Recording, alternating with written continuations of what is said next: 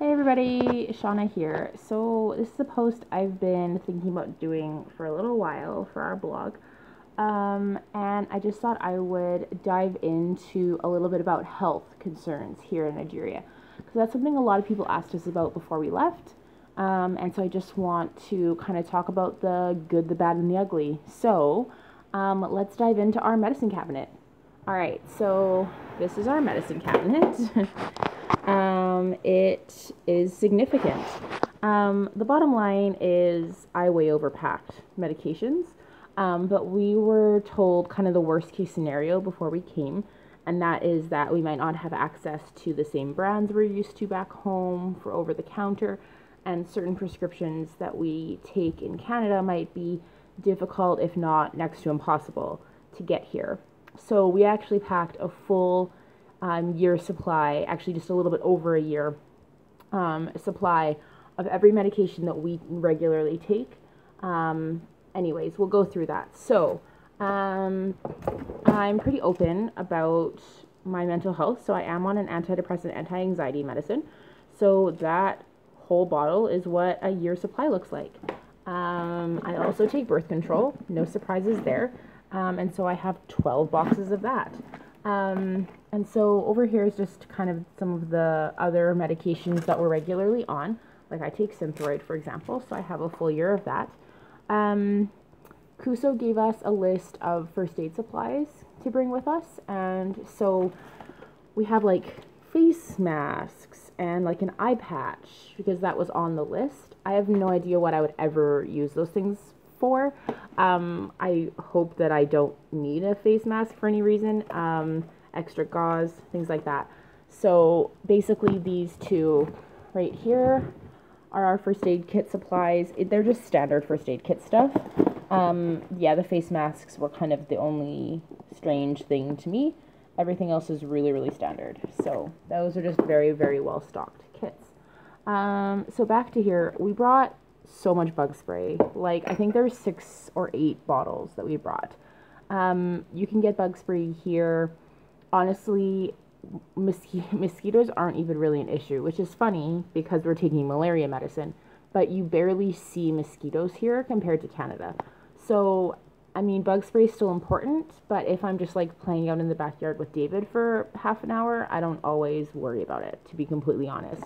So we have like Afterbite for kids is in here somewhere too. There it is. Bug spray and then sunblock.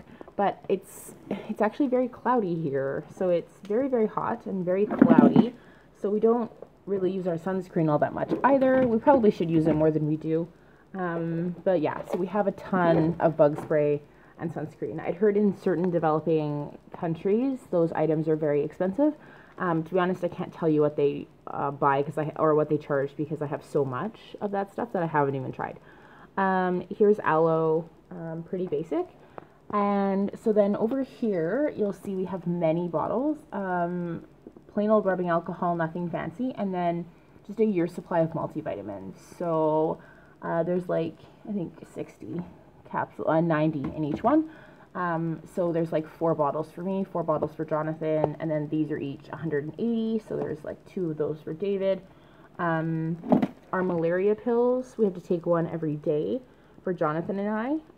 And then David takes a different kind of malaria pill, and he takes a quarter of a pill once a week, actually. So he takes a weekly malaria medicine, and then we take the daily one. They're both very effective. It's just kind of different reasons why you would end up taking them.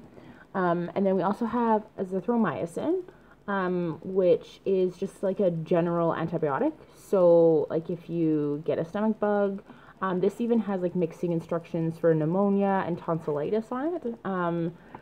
But I just have 3 doses for each of us. And there are 3 days each that you would take it. And it's actually for traveler's diarrhea. So David had a bit of an upset stomach when we first got here. So I gave him a round of azithromycin. And he got better right away. Like within the same day he was feeling better. So I don't know that that was necessary, but that was what I was instructed to do, and we haven't needed any since. So yeah, and then just for over-the-counter medicines, I've got so many things. just because for every medicine that I bring for myself and Jonathan, I also have a kid version for David. So this is like Imodium kind of stuff for like diarrhea and cramps. It's not the funnest topic, but I have it just in case. And then there's also like a kid version in here somewhere. And yeah, so here's like the kid version right there. We have like Tums, allergy medicine, cold medicine. Fun fact, I heard this, I don't know how true it is, but I heard that in Nigeria, because the weather doesn't change all that dramatically, people don't really get colds here. So I packed some cold medicine for no reason. And then I also just kind of have like, if I can even find it. Yeah, here we go. Just some acetaminophen from back home. This is actually just like dollar store acetaminophen. But it's just like, we know that it works. We know that we like it. So I brought some of that. I get seasonal allergies, so I brought Claritin, although I haven't sneezed even once since I got here. Rubber gloves was on our list of things we were supposed to bring. This is like just in case of yeast infections, but I've never had one in my life. So I brought it because it was on the list, but I don't foresee using it. Like eye drops, just in case, but I mean, it's so humid here that we haven't needed them. So yeah, that's basically that. It's not too exciting, but there was just a lot of questions about like how we're staying healthy. So we take, you know, Jonathan and I take malaria pills every day. We take our regular medications, and then we take a multivitamin, and that's really it. So we're not doing anything over and above what we'd be doing at home, except for that malaria medicine. And then we just kind of have like this drawer that I've now destroyed, just as backup. But the pharmacies here are really well stocked.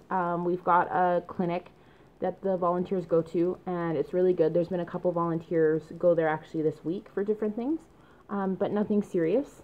And yeah, there was one volunteer that chose not to take any malaria medicine. And so we think he has malaria right now. And so we do take malaria medicine, so we shouldn't have that happen. But yeah, so that's just a little bit about how we're staying healthy here in Nigeria.